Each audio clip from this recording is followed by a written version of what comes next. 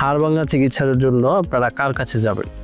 তো দেখা যায় যে আমি যেহেতু উপজেলা লেভেলে প্র্যাকটিস করি, আমরা প্রায় দেখতে পাই যে হসপিটালে রুগী আসে, এক্স রে করে তারা বিভিন্ন জায়গায় চলে যায়। এটা হাড়ের কাজই জোড়া লাগা। যেরকম একটা গাছের ডাল যদি ভাঙে এবং গাছের সাথে যদি লেগে থাকে, সেটা জোড়া নিবে, বাঁকা হয়ে জোড়া নিবে। একটা গাছের ডাল বাঁকা হয়ে জোড়া নিলে কোনো অসুবিধা নেই, কিন্তু একটা মানুষের হাড় যদি বাঁকা হয়ে জোড়া নেয়, তাহলে তার ডিফর্মিটি হবে এবং সে কাজ করে খেতে পারবে না। এবং আমরা প্রায় বাচ্চাদের এরকম পাই, বাচ্চাদের জয়েন্টের কাছে হাড় ভাঙছে, ওরা এক্স-রে করে চলে গেছে কবিরাজ বা বিভিন্ন যারা ট্রেডিশনাল বোন সেটার যেটা বলে বিশেষজ্ঞ ডাক্তার না, তাদের কাছে চলে যায়। যাওয়ার ফলে যা হয়, তাদের দেখা গেছে যে হাড় হয়তো জোড়া নেয় না, উল্টাপাল্টাভাবে জোড়া নেয়। প্রায় সময় আমাদের কাছে বিভিন্ন ধরনের হাত বাঁকা করে নিয়ে আসে।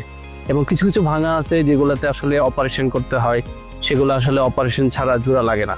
তখনও অনেক কষ্ট এবং টাকা খরচ করে আমাদের কাছে রুগীরা আসে। আমি আরেকটা কিছু বিষয় আমি বলতে চাই, সেটা হচ্ছে যে দেখা গেছে কবিরাজরা সাধারণত দেখা যায় যে বিভিন্ন লতা পাতা দিয়ে ঝাঁপ দিয়ে বা ভাঙার অংশে ভালো করে টাইট করে একটা ব্যান্ডেজের মতো করে দেয়। তো এখন কথা হচ্ছে যে আল্লাহ তাআলা আমাদের যে চামড়াতে এমন একটা লেয়ার দিচ্ছেন যার মধ্যে দিয়ে কোনো পানি বেদ করে ভিতরে যাইতে পারে না। তো আমার প্রশ্ন হচ্ছে যে যেই জায়গা চামড়াটা হচ্ছে ওয়াটারপ্রুফ, এই চামড়া বেদ করে কিভাবে ওষুধটা ভিতরে যে হাড়কে জোড়া লাগাচ্ছে। তো এখন আমি যেটা বলতে চাই যে এটা পুরোটাই একটা ভুয়া জিনিস। তো এখন এটা কখনোই এই ঝাঁপ বা এই বাধা কিন্তু হাড়কে জোড়া লাগাতে পারে না। আমরা যে ভেঙে গেলে প্লাস্টার দিই, আমরা কি প্লাস্টার দিয়ে জোড়া লাগাই?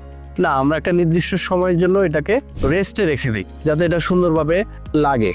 যেমন আমরা একটা পুতুল যদি বানাই, পুতুলটা বানানোর পরে মাটিটা কাঁচা থাকে, তারপরে আমরা এটা রোদে শুকাই, তারপরে আগুনে পোড়াই, তো তারপরে কিন্তু আমার কোনো শেপ চেঞ্জ হয় না। তো এরকম একটা হাড় যদি ভেঙে যায়, সাধারণত আমরা হাড়টিটাকে ওই পজিশনে চেষ্টা করি যে যদি পজিশনে থাকে আমরা পজিশনে রেখেই প্লাস্টার দিই। আর সব ভাঙাতে আমরা প্লাস্টারও দিই নাইবেন, এলবো ব্যাগটেক রেখেও আমরা অনেক ভাঙার চিকিৎসা করে থাকি। আমরা যদি টেনে যদি না বসাইতে পারি, তখন আমরা অপারেশন করে থাকি সাধারণত। তো এখন দেখা যায় যে গ্রামে গঞ্জে গরিব মানুষ বিশেষত তারা ওই না বুঝে হাড়ের যে চিকিৎসক যারা হচ্ছে অর্থোপেডিক সার্জন, যারা MS অথবা FCPS অথবা ডিপ্লোমা করা, তারাই হচ্ছে অর্থোপেডিক্স হাড় ভাঙার চিকিৎসার জন্য সার্টিফাইড। ওরা এই সব ডাক্তারের কাছে না যেয়ে তারা বিভিন্ন ধরনের কবিরাজ বা হচ্ছে এই গ্রামে গঞ্জে লতাপাতা দিয়ে ঝাঁপ যারা দেয় তাদের কাছে যায়, যে অনেক ক্ষতিগ্রস্ত হয়। প্রায় আমাদের চেম্বারে এই ধরনের রোগী আমরা পেয়ে থাকি। তো আমরা সচেতনতার জন্য সবাইকে বলবো, আপনার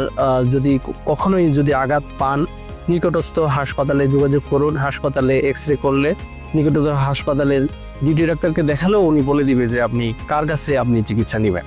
সবাইকে ধন্যবাদ।